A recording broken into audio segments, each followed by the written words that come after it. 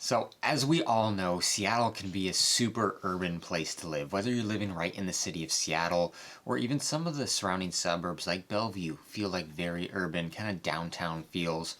Then you can go outside to some of the surrounding suburbs and it's a very suburban feel. A lot of people move into those areas in the greater Seattle area, those outlying suburbs. Now, I haven't really made any videos about the really rural areas. So in this video, I wanted to talk about what it's like living kind of in a more rural area outside of Seattle. So maybe you're moving over here to Washington.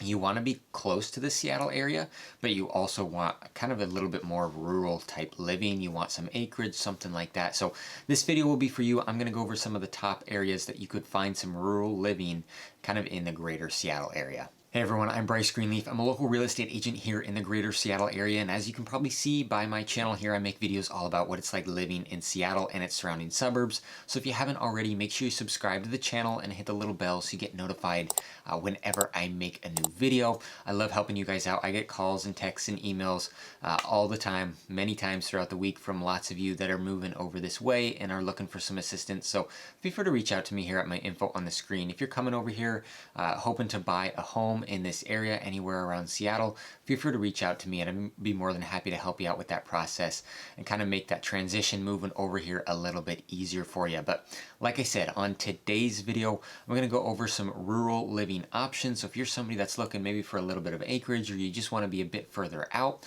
this would be a good video for you. So number one on my list is going to be Arlington. So Arlington is ways north of Seattle. It's about 48 miles north. So this is the furthest I'm going to go on my list here because I'm trying to keep it in the greater Seattle area. So making it relatively close to Seattle. You can go even further north of Arlington, and there's tons of rural living up there as well. But I didn't want to push it too far because I'm trying to keep these videos about being relatively close to Seattle. So Arlington is about 48 miles north of Seattle, just up I-5 there. Without traffic, that's like a 1-hour drive to Seattle. And then in the heavy rush hour times, you'd be looking at over an hour and a half. So not very many people live in Arlington and work in Seattle if you're commuting to Seattle on a daily basis. Now, if you're doing it once, twice a week, maybe, might be doable. Traffic does get pretty bad going all the way up there. So not super realistic if you're somebody that's going to be working in downtown Seattle. But if you're working in maybe an outlying suburb somewhere on the north side of Seattle, then Arlington might be a good spot for you. Or if you're working remotely, if job location isn't an issue for you, then this could be a good spot too if you're looking for rural living. So the median home price in Arlington right now is $595,000. That's for all residential homes. Now, if we narrow it down just to acreage homes, homes with at least 1 acre, the median home price is just over $700,000. In the last 6 months in Arlington, there have been 170 homes with 1 acre or more that have sold, and that is 40% of the homes sold. So in the last 6 months, 40% of the homes sold are on acreage. So as you can see, there is a very large percentage of acreage homes here in the Arlington area. Of course, there are plenty of homes that aren't on acreage as well, but being 40% of the sales in the last 6 months were acreage homes, that shows you that there's plenty of options in Arlington if you want some acreage. So let's jump into the map here a little bit and show you where Arlington is and a little bit about it. So jumping in here, you can see Seattle is right here. So like I said, it's 48 miles north. You're just going to come all the way up I-5 here, and you're going to hit Arlington right here. So it's just north of Marysville, Granite Falls area. So Arlington really kind of starts right at the Smoky Point area. This is where Marysville and Arlington meet. So you've got a little community airport right here. And then Smoky Point is where most of your shopping will be if you're living in Arlington, like your bigger shopping, your Costco, there's Target down here, there's doctor's offices, there's a bunch of stuff down in the Smoky Point area. But in terms of living, this is kind of the downtown Arlington area. There's some other stores and stuff here, just not the big stores that you would be looking for maybe on larger shopping trips. But as you can see, there is a lot of farmland up here. I mean, we're right outside the downtown area, and you can already see farmland right here off Jordan Road. South Fork, Snohomish River is right here.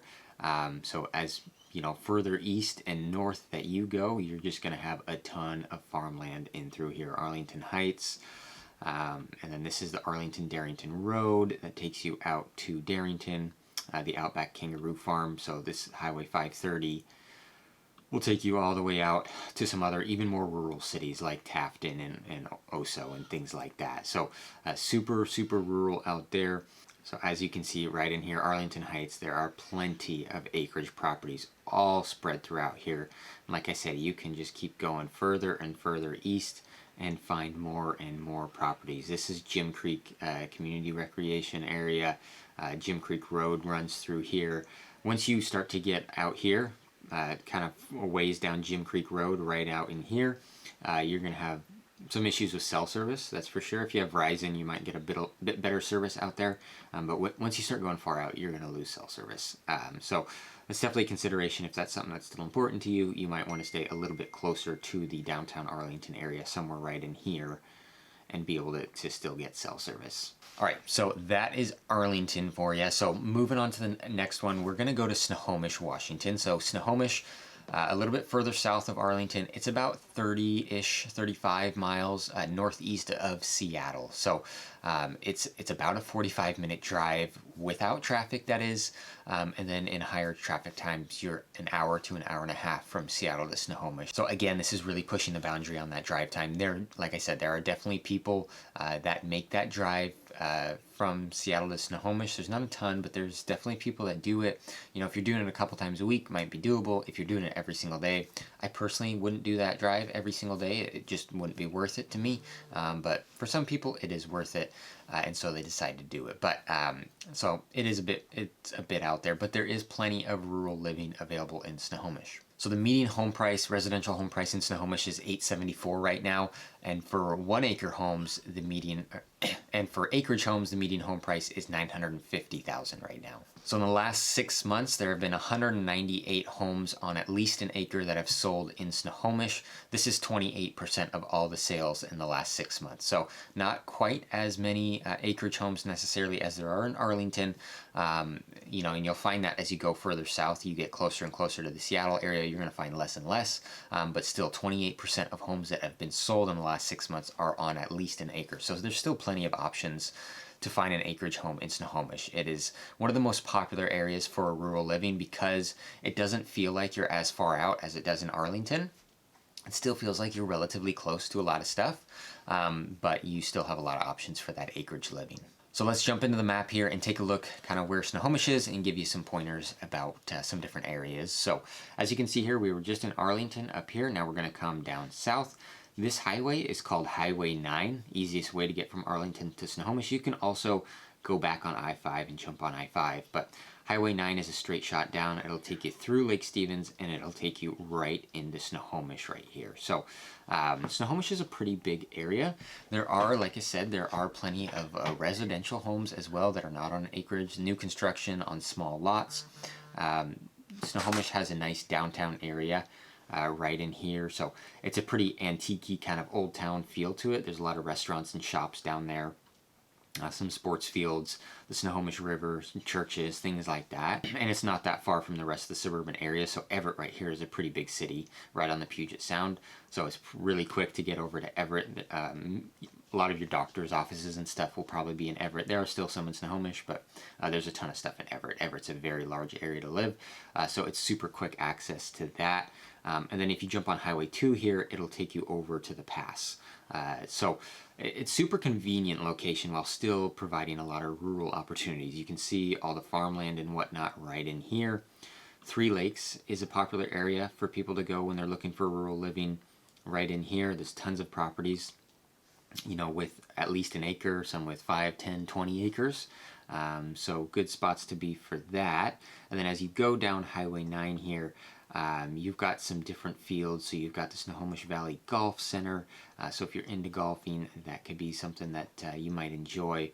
Also in Snohomish in here, you've got a couple different farm fields. So when I say that, I'm talking about Stalker Farms and Thomas Family Farms. They're popular for like pumpkin patches, corn mazes.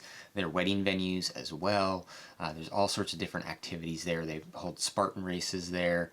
There's, you know, sports fields. There's all sorts of stuff that's going on there in those farm fields. So super popular area to go to and draws a lot of people in. So this is the greater Snohomish area, and all throughout here there is a ton of options for acreage properties if that's something that you're looking for. All right, so the next city we're going to go over here is Monroe. So Monroe is just south of Snohomish, but it is a little bit further east. So it is a little bit more out of the way if you're working in Seattle. Now there is a ton of people moving to Monroe right now over the last few years because they've been priced out of some of the closer areas to Seattle.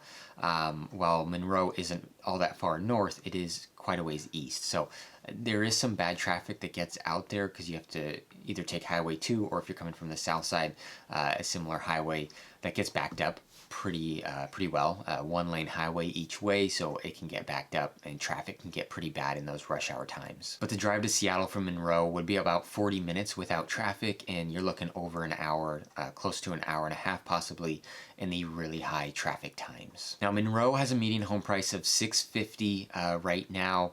Now for acreage homes with at least 1 acre, the median home price right now is $800,000. So in the last 6 months, there have been 65 homes on at least an acre that have sold in Monroe, and this is 23% of total home sales. So again, not as many as there are in Snohomish and Arlington. Like I said, the further south we go, typically the less you're going to find, getting closer and closer to Seattle.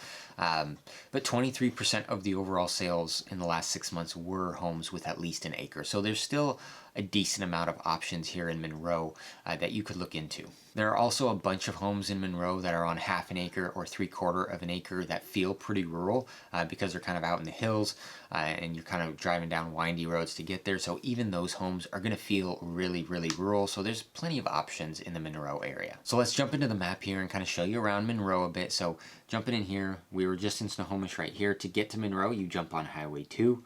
And you go right out here to Monroe. It's not all that far from Snohomish, but like I said, this Highway 2 can get pretty backed up. It's a pretty narrow highway, and this is also how you get out to the pass. So people that are going out to the pass on the weekends, whether that's in the winter to go skiing and snowboarding or just go to the other side of the state and visit some of those towns over there, or in the summer as well, it gets pretty packed. So you get a lot of through traffic passing through here that really backs this highway up, especially on the weekends. But Monroe, they've got the downtown kind of area right here. They've got the Speedway, also where the fairgrounds are. So if you're into the fair, that's right in here.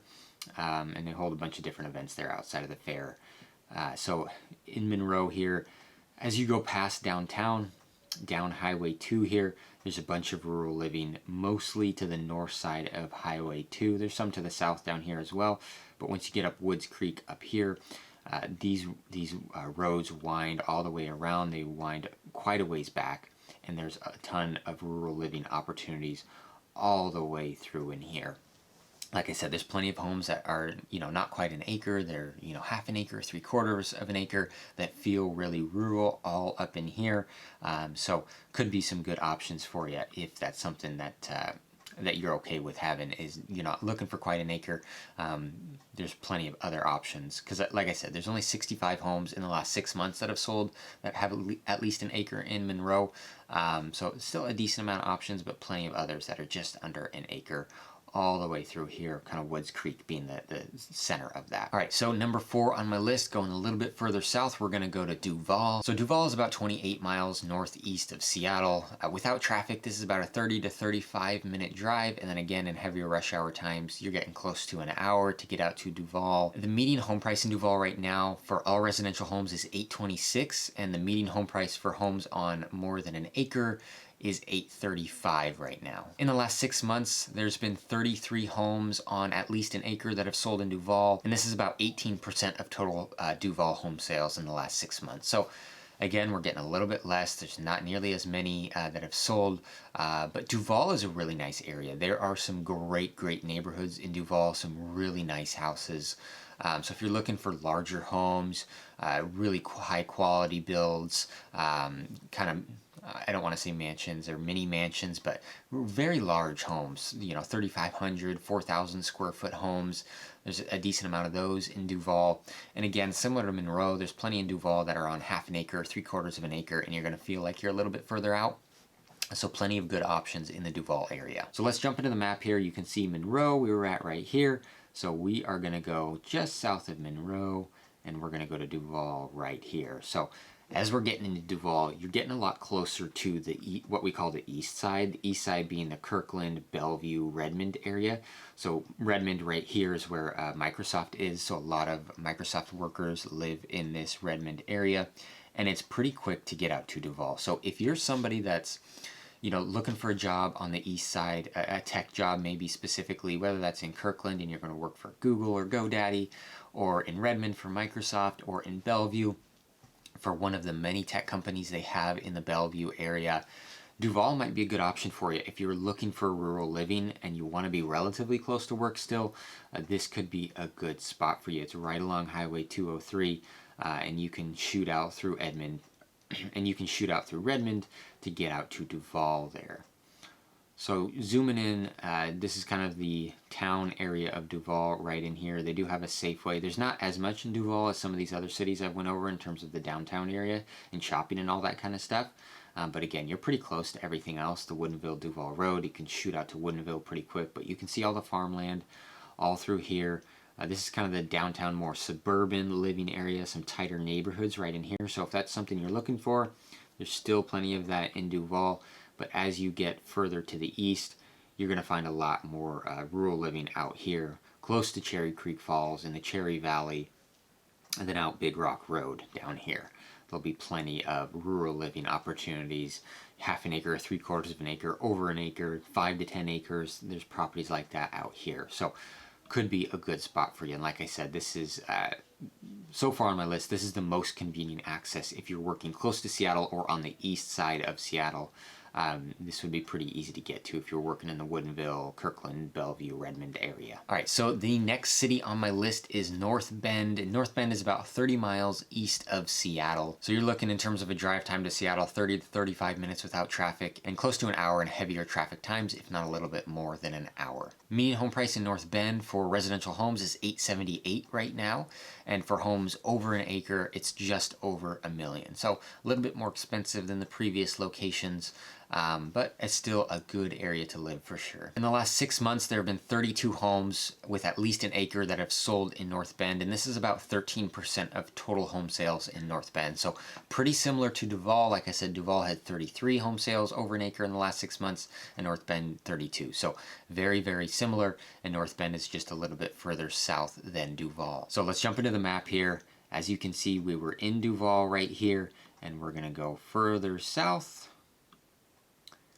Right down here, and we are going to hit North Bend right here. So North Bend is right along I-90. So when you are going over the pass on the south side, you're going over Snohomish Pass, you're going to pass through North Bend before you start going up the pass. So North Bend again is one of those areas that along I-90 can get relatively busy with travelers going to and from in and out of the Seattle area and the mountains. But North Bend is a great area to live. You've got Rattlesnake Mountain area right here. That is one of the best hikes, in my opinion, in this area, is Rattlesnake Ledge. So zooming into North Bend here, this is kind of the downtown area.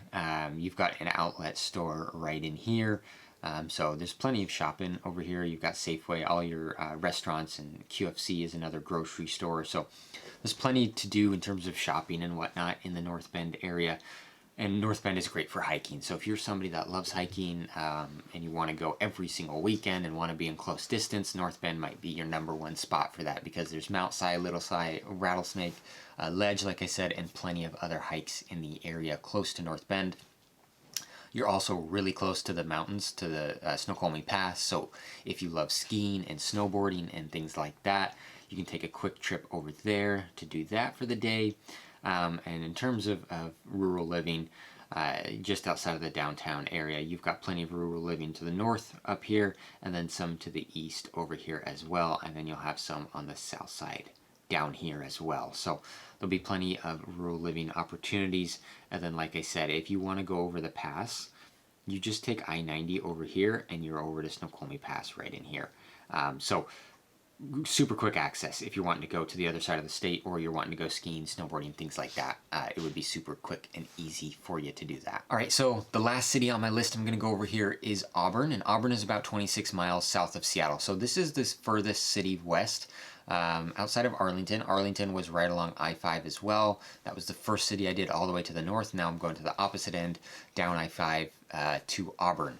So it's, without traffic to Seattle, it's about 30 to 35-minute drive. And then in heavier traffic times, you're looking 45 minutes to an hour, possibly a little bit more than an hour in the heavy traffic times. So the median home price in Auburn right now is $600,000, and for homes that have at least an acre, the median home price is $835,000. So in the last 6 months, there have been 73 homes that have sold with at least an acre in Auburn. This is 10% of total home sales in Auburn. So most of Auburn is not very rural.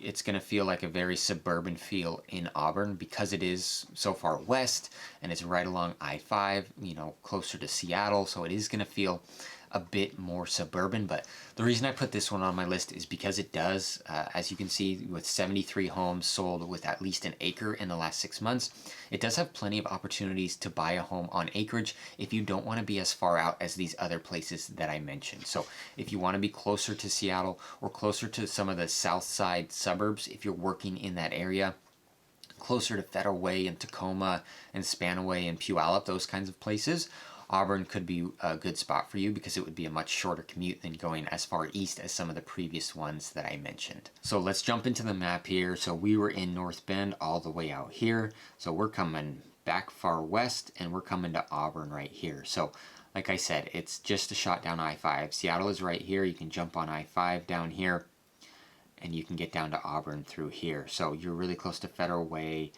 Tacoma's right over here. Renton is a little bit further north. The airport, SeaTac, is right here. So Auburn is a little bit more convenient access than maybe some of these other spots I listed.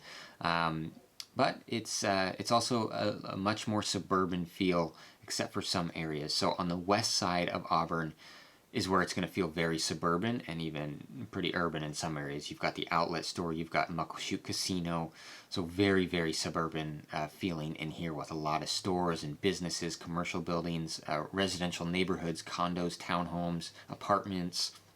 All of that is through here in Auburn, shopping centers everywhere. So if you want a little bit more rural living in Auburn, you're going to take Highway 18 here and you're going to go east. So you're going to come out here between Auburn and Covington. There is some rural living options right in here.